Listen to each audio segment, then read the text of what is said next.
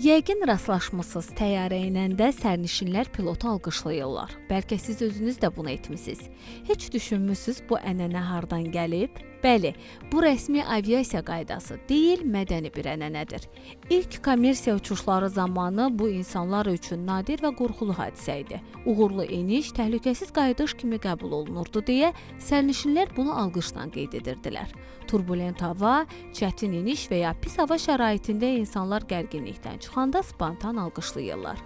Xüsusilə Şərqi Avropa, Balkanlar, Türkiyə, Latin Amerikası kimi yerlərdə bu sanki bir ənənəyə çevrilib. Təhlükəli davranış sayılmasa da nəzərə almaq lazımdır ki, təyyarə yerə toxunan kimi uçuş bitmiş sayılmır. Ona görə sərnişinlərin ayağa qalxmaması, kəməri açmaması vacibdir. Biz pilotu alqışlasaq da pilot kabinəsinin qapısı bağlı, mühərrik səsi yüksək olduğundan o bunu eşitmir. Eniş vaxtı alqışlamaq olar, amma təhlükəsizlik qaydaları unudulmamalıdır.